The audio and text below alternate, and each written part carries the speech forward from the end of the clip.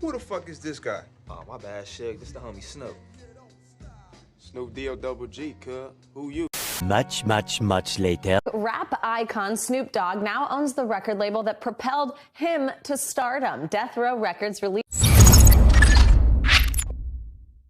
तो क्या हालचाल है भाई लोग, सेक्टर एक्स में आपका स्वागत है। आज हम बात करेंगे लेजेंडरी रैपर स्नूप डॉग के बारे में, जिन्होंने रिसेंटली डेथ रो रिकॉर्ड्स को खरीद लिया है, जो हिप हॉप का सबसे डेंजरस रिकॉर्ड लेबल माना जाता था एक टाइम पर। एक जमाने में डेथ रो लेबल नंबर्स में हिप हॉप का टी सीरीज ही था और काफी डेंजरस भी। ये लेबल शुरू करा था ब्लड गैंग मेंबर शुग नाइट ने डॉक्टर ड्रे वगैरह के साथ। एक टाइम पे स्नूप चचा आर्टिस्ट थे उस लेबल में, एंड वक्त ने ऐसी करवट ली कि जो आर्टिस्ट था उस लेबल का, उसी ने वो लेबल खरीद लिया। फॉर एग्जाम्पल मान लो टी सीरीज को हनी सिंह ने खरीद लिया हो। बहुत ही अलग अलग किस्से और कहानियां मैं बताऊंगा इस लेबल के बारे में, एंड कुछ डार्क सीक्रेट्स पे भी हम नजर डालेंगे कि क्या शुग नाइट सही में लेबल के आर्टिस्ट एंड प्रोड्यूसर्स को पैसे नहीं देते थे, एंड क्या टूपाक की हत्या इसलिए करवाई गई थी क्योंकि वो डेथ रो लेबल से अलग होना चाहते थे, कॉज टूपाक के डेथ के बाद टूपाक के सारे म्यूजिक राइट्स डेथ रो के ही पास था। तो क्या है ये पूरा मामला एंड कैसे स्नूप डॉग ने ये लेबल को खरीदा, हम जानेंगे।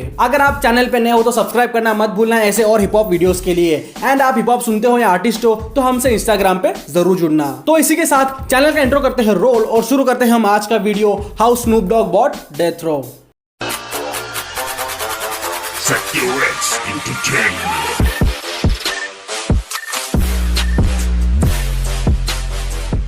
वीडियो शुरू करने से पहले मैं बताता हूं, तुम गेम खेलते खेलते थक जाओगे, लेकिन विंजो पर गेम्स खत्म नहीं होंगे, क्योंकि यहां है cricket, ludo, fruit fighter, sheep battle जैसे 100 से भी ज्यादा एक्साइटिंग गेम्स। जैसी स्किल्स वैसी गेम्स, तो खेलो और जीतो लाखों के कैश रिवार्ड्स और डायरेक्ट विड्रॉ करो पेटीएम, यूपीआई या बैंक में। सिर्फ गेमिंग ही नहीं, शॉपिंग भी करो। विंजो स्टोर पर मिलते हैं एस्फाल्ट, माइनक्राफ्ट, फ्री फायर जैसे गेम्स की करेंसीज सबसे सस्ते दाम पर, और बिग बाजार, डोमिनोज, मिंत्रा, हॉटस्टार, गाना जैसे कई बड़े ब्रांड्स के डिस्काउंट कूपन्स भी। इतना ही नहीं, रोज विंडो स्पिनर घुमाओ और जीतो रिवार्ड्स रोजाना, और 10 दिन लगातार स्पिन स्ट्रीक बनाकर जीतो बाइक, स्मार्टफोन और वीकली जैकपॉट्स अप टू 25 लाख। अब विंजो पर इतना कुछ है और कितना बताओ, विंजो डाउनलोड करो और खुद एक्सपीरियंस करो।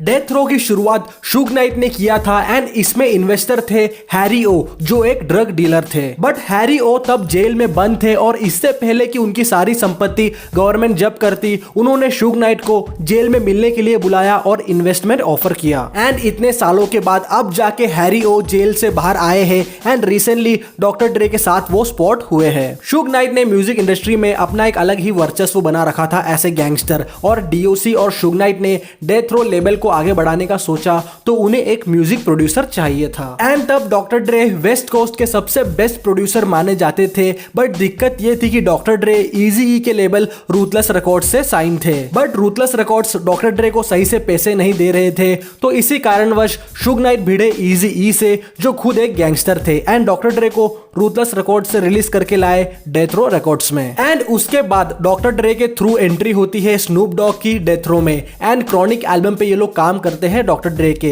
एंड वो एल्बम सुपर हिट साबित होती है। लेकिन जब स्नूप डॉग शुरू में मिलने आए थे डॉक्टर ड्रे से स्टूडियो में, तो सबसे पहले वो शुग नाइट से ही भिड़े थे। हुआ कुछ ऐसा था कि शुग नाइट ने पूछा स्नूप से कि तुम कौन हो, तो स्नूप ने बताया कि मैं स्नूप डॉग हूँ, तू कौन है। वो भी शुग नाइट के ही स्टूडियो में, एंड उस समय शुग नाइट के साथ ब्लड गैंग मेंबर्स वगैरह थे, एंड स्नूप ठहरे क्रिप गैंग के। लेकिन आगे जाकर स्नूप और शुग के बीच में सब सही हो गया, एंड स्नूप डॉग का एल्बम डॉगी स्टाइल काफी हिट रहा, एंड उस एल्बम से काफी फायदा हुआ था डेथ रो लेबल को। डेथ रो में सब कुछ ठीक ठाक चल रहा था until and unless Snoop Dogg East Coast के फेवर में कुछ बात बोल दिए, एंड ये तब बोला उन्होंने जब ईस्ट साइड और वेस्ट साइड की लड़ाई एकदम पीक पे थी। उसके बाद शुग और स्नूप के रिश्ते के बीच दरार पड़ गया, एंड इवन तो टूपाक भी स्नूप डॉग से तब गुस्सा हो गए थे इस बात को लेके। फिर लॉस एंजलिस में टूपाक पर गोली चलती है, एंड कुछ समय बाद प्रोबेशन वायलेशन के चलते शुग नाइट भी जेल चले जाते हैं, एंड देन स्नूप डॉग के पास बिल्कुल भी पैसे नहीं थे तब, इवन तो वो डेथ रो से एसोसिएटेड थे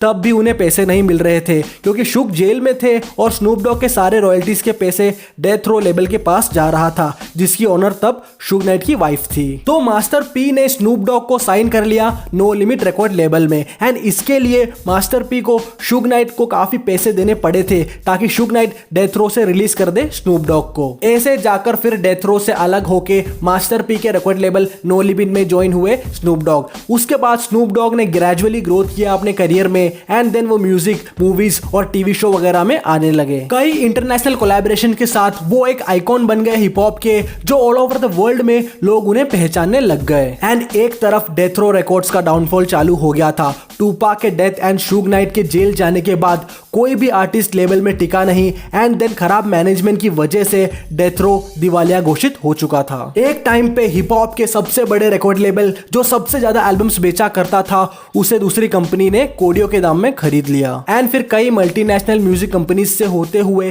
फाइनली वेस्ट कोस्ट के ही लेजेंड स्नूप डॉग ने वापस खरीद लिया डेथ रो को। और शुग नाइट के बेटे के अनुसार ये वेस्ट कोस्ट की जीत है क्योंकि एक टाइम पर जो वेस्ट साइड का आइकॉनिक लेबल माना जाता था वो वापस वेस्ट साइड के ही आर्टिस्ट ने खरीद लिया। My reaction is it's a victory for the West Coast. I'm happy just like everybody else, you know. I kind of knew already beforehand that these things were going to happen.